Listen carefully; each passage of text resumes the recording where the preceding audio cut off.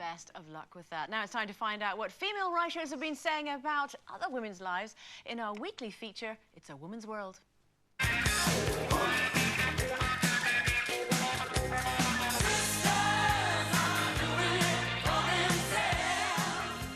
Now, we're going to be looking at 3 self-help books today. So, Jane, this is right up your street. First up is one that's been republished. It's Aunt Ep's Guide for Life by the Victorian writer Elspeth Marr. Now, what she says is, it's worth remembering that every man is an adulterer. The same is not true for you, whom nature has made so much more selective of men. Denise Welch. Do we agree? Do we think that men are the natural-born cheaters? Women you see, I think they are, because... but the thing is, it's in their psyche, isn't it? Do you know what I mean? They think about sex every couple of minutes, it's normally in their trousers, but... Yes, but do you know what I mean? It really is, and I just think it's... If you put it in front of them on a plate, they'll have it, won't they? They'll eat it, whatever it is, won't they? There's no question about it. I mean, they won't stop. Now, a woman, on the other hand, will go, I might not have that plate. I might have this one, thank you very much, but I will make the choice. Men just go, and it's gone, you know. Sounds champion to me. But, of course, there are women who are very like men and think like men. Denise, is that not true? I think you're doing men a disservice, and I know we do give them a hard time on this show, but I don't think men are any natural. And apparently, statistically, there are as many women having extramarital affairs as men. And I think... Well, the men have to have affairs with somebody. You know, they can't be doing it on their own, so it kind of makes sense that it would be an equal number, if you know what I mean. No, but I'm talking about married men and married women. Yes, of course, there are some women who have a more sort of, you know, lax attitude to it, but I don't think it's any more men than women. I think there's some women who think about sex every 2 minutes. Don't tell Tim that I do, because he'll want it, but never mind. No, I'm joking. No, I don't think that's true, actually. I think men, statistically do think about sex more.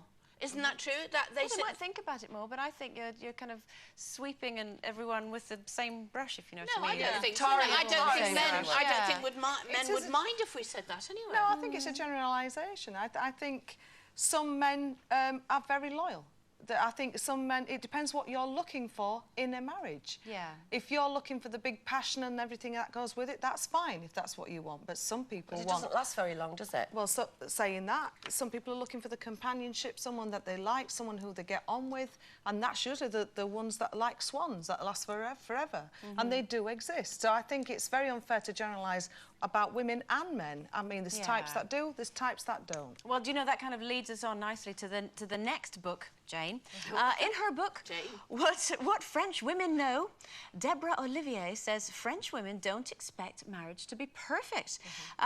They think it doesn't necessarily belong in the world of happily ever after. And she says that makes French women much happier because they're more realistic.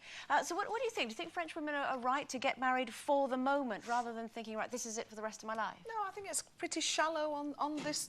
Do you? Yes, because it's marriage. And you don't have to get married. I think we sort of enter into marriage now with this French attitude, if you like, that we can just give it up when we want. And I think we should think more about marriage now. And as I said, for all the reasons that I've just said before, you make a commitment to someone. It's not about the big passion and everything. It's about a lifetime commitment. It's about a chosen person that you want to be with. Apparently, people... we sort of change every... I mean, I'm coming into my 21st year of marriage, so, I mean, I'm just saying that, I know, God, I know.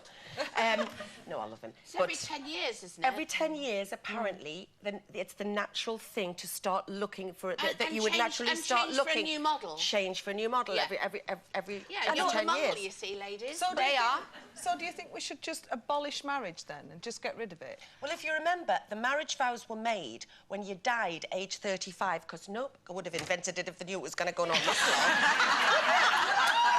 But also, you know, you're 10 years max, end of. You talk about the, you know, the happily ever after thing. Now, apparently, the French, they see it that the whole notion of getting married, they see it in all its complexities and contradictions, its tensions, compromises, and unresolved longings. So rather than seeing it as this kind of rose-tinted thing, they see it in it. I don't think people do. I actually think yes, because well, yes, I know that you know, as partner for life, I think people still have the rose-tinted thing. I just people think that anymore. I think women have moved on so much anyway and become so much but stronger as characters. You're talking about it as if it's just the sex. There's a lot more to a marriage and companionship than just the sex. You know, Jane McDonald, you've changed. No, I haven't. She's changed No, this I girl. haven't. You Because have. I just think we're generalising again. We're thinking that sex equals marriage, and it doesn't. There's an awful lot more to a partnership and a lifetime partner sometimes than people just the still sex. But I think that's what- crave that. Yeah, That's like what I think Denise. Deborah Olivier is trying to Sherrie, Hewson. say. And also, I mean, especially, you know, all of us here, we've all been married previously. Well, you're still married because you haven't got divorced yet. But I know for a fact that when I got married first time round, it was to a childhood sweetheart, and I did do it with rose-tinted glasses, and I wanted with all my heart, and I expected and hoped that it would last forever, that I would have a happy ever after. You were very young, Andrea. Yes, but what I'm saying is now, second time around, very, very happy to be married again. But more realistic? But more realistic. Exactly. And also, and maybe a little bit more reserved, taking each day as it comes very happily and enjoying it, but not looking too far ahead in the future, just enjoying it while it See, happens. Jane, that's what she means. You don't look too far. You have it now. Enjoy it and wake up every morning and go, this is the great. beginning of the rest of my life. Let's have this day. That's what you've got to think. Maybe. Okay. I'm totally different But to you on this one. You I'm touched totally on the different. sex thing as well, and what would loose women be if we didn't touch on sex? Dame Barbara Cartland, this is hilarious. Dame Barbara Cartland's my lookalike 1962 1962 Guide to Etiquette has been republished. Now, she advises if a woman wants to make an ordinary man into a wonderful lover, she must praise him continually, showing him how to satisfy her. So, so what do you think? Do you think it's like, you know, training a dog? It's positive praise, this sort of thing? I do think that men... Good Give him boy. a little tidbit. Well, I do think men need training. attention. Yeah, you should talk. Yeah, but anyway, I think they do need training. Absolutely do. But do they need it through praise or Well, constructive what are you going to criticism? say? Well done. Can I have another one? I mean, what are you going to say? I don't know what you say to them. What do you tell? What do you do? Do you tell them off? I do think though, girls, that you should tell men how to do things and how to make you enjoy life and have a good time. They don't know. They don't know, do they?